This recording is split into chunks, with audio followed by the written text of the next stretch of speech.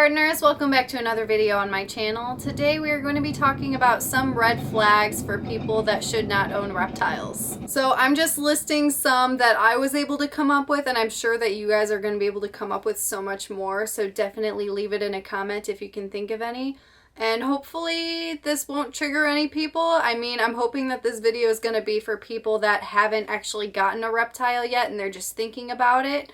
So, I mean, hopefully, because I'm sure there are some people that own reptiles and definitely do some of these things still. So hopefully by talking about this, we can make some changes. So the number one red flag for someone that should not own a reptile is you should not own a reptile if you are scared of reptiles. And this may sound very obvious and like common sense. However, there are a lot of people that actually want to overcome their fear of reptiles. So they think that the number one way to do it is to get their own reptile as a pet, and then they'll fall in love and all will be good in the end. However, it really doesn't work that way. Most of the time, the people that are going to be getting reptiles that are scared of them aren't going to be taking care of their animals properly because they're going to be too scared to do so. And so the animal's going to end up suffering in the end, and that's obviously not something that I want to see happen. So it's very unfortunate, but a lot of people get snakes because they want to overcome their fear of snakes, and then they literally get their snake and they're freaking out because they don't know how to handle it. They're scared to go in to take it out. They're scared to clean out the enclosure. They're scared to feed it. There's just so many other elements that go into it, and it just does not work out well for the reptile in the end. So if you're afraid of reptiles, I would highly recommend not to just go and buy one for yourself. I would recommend to just do more research on them and try to handle your friends' reptiles, go to reptile shows, just get more experience with them. Just by trying to get more experience with them, you can kind of work through that fear of overcoming the fear of reptiles rather than having your own pet that's going to be relying on you to keep it alive, especially if you're scared of it, because that's not a good plan. So the second red flag, this is like a really funny one, but it happens all the time. So the second red flag that you should not own a reptile is if you want a specific reptile and you don't know how to spell it. So I cannot tell you how many times I've had people say, I really want a chameleon, and they cannot spell chameleon. And that's not just me being annoying, like the grammar police or anything. But seriously, like if you want a reptile, you should be doing a significant amount of research, and it just shows that you aren't doing any research whatsoever if you literally can't even spell the animal's name correctly. And I've seen a lot of funky spelling errors, especially for the word chameleon. That's like the number one spelling error I always see. I've seen so many creative ways of how people think it's spelled, and it ain't spelled like that. I'm sorry, guys. You should be doing more research, especially for chameleons, because they are just not good for beginners. So, but that's a whole other topic I'm not even going to get into today. So red flag, know how to spell the animal's name, especially if you want to be keeping it. So the third red flag that you should not be owning a reptile is if you lack the basic understanding of the fundamentals of husbandry. So if you don't understand the heat or the humidity or just the basic requirements that the animal will need to survive, that just shows a lack of research, and you should always be researching before you get any animal to make sure that you know exactly everything that goes into it.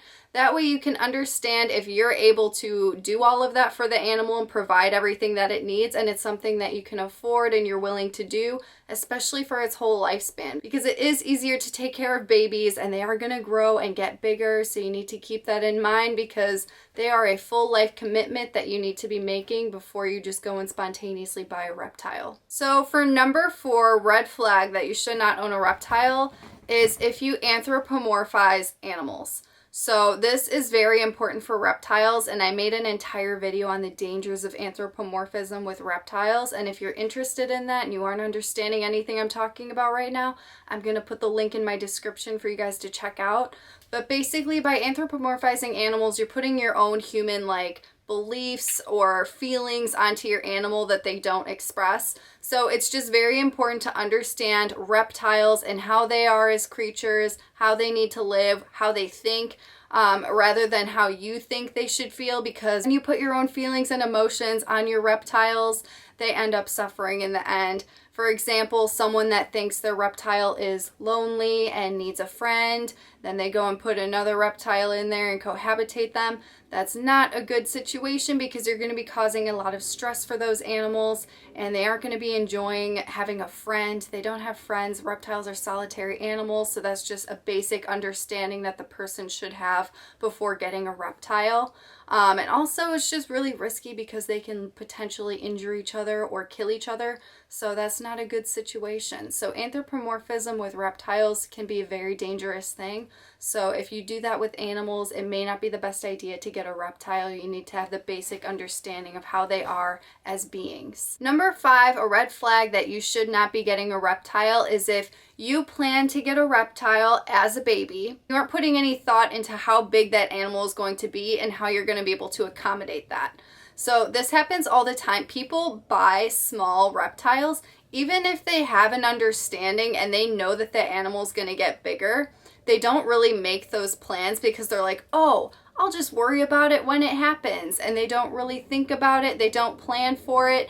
And it's just really lazy to do that, especially if you do get to that point and then you realize you can't give the animal what it needs and then the animal ends up suffering. So it's just very important to be responsible about the decisions you're going to be making regarding your reptiles. Something that I see a lot that I hate, it's like one of my number one pet peeves, are the people that get a reptile, they know it's going to get much larger, and they plan to keep it for when it's small, and then their plan is literally just to get rid of it when it gets bigger. This is such a huge problem. These types of people should not own reptiles. It's as simple as that. It's just so dangerous. These are the animals that end up getting released in the wild. There are so many. I mean, it's really hard to rehome reptiles. I think I'm going to make an entire video on that because it happens so often. But these people, you need to plan and commit to keep these animals for their entire life. I understand things happen. Downsizing happens as long as it's done responsibly.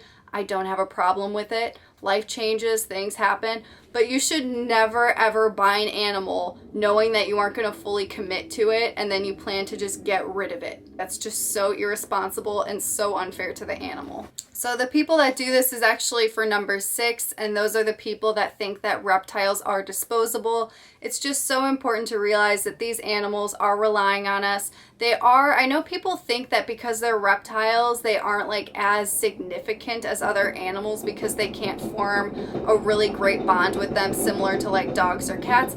But I mean, they are living beings, they are creatures, like they deserve respect. And I feel like that lacks a lot, and people need to realize that these animals are not disposable. If you think that they are, then you should not own them in the first place whatsoever. Just a major red flag. Number 7 is that you should not own a reptile if you never plan to take your reptile to a vet, especially if it's sick or injured.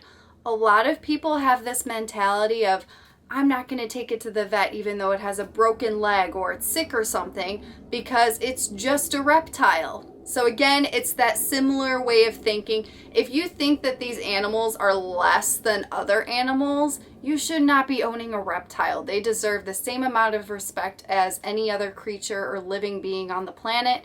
So if you already are lacking that sense of respect for them, that you won't even take them to the vet to take care of them when they absolutely need it, you should not be owning a reptile. And the last red flag that I have is dude is escaping. Are you over this video?